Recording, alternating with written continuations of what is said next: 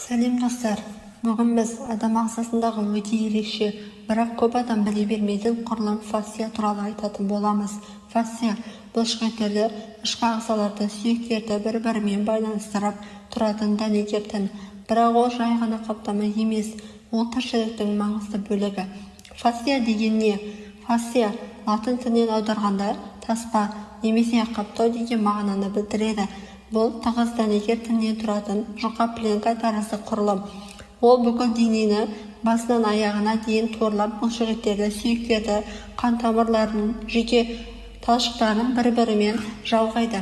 Функциялары бұлшықеттерді топтап ұстап тұрады, қозғалысты жеңілдетеді, жарақат кезінде қорғаныс қабаты ретінде жұмыс істейді, ішкі ағзалардың қалыпты орналасуын сақтайды. Фасцияның түрлері: суперфициалды фасция терінің астында орналасқан май тінімен байланысты. Диффасция бұлшықет, сүйек, тамыр, нервтерді қоршап құрылымдық қолдау береді. Висцералды фасция ішкі ағзаларды қоршап тұрады. Фасция неге маңызды?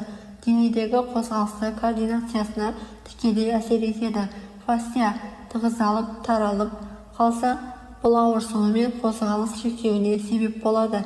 Заманауи физиотерапияда фасциямен жұмыс жасау өте тиімді әдіс болып есептеледі. Қорытындылай келе, сонымен фасция адам денесіндегі өте маңызды рөл атқаратын, бірақ жүйе назардан тыс қалатын жүйе. Егер сіз ауырсынудың нақты себебін таппай жүрсеңіз, мүмкін мәселе фасцияда болар.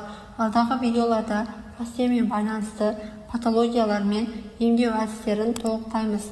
Видео пайдалы болса, арнаға жазылып, лайк басыңыз.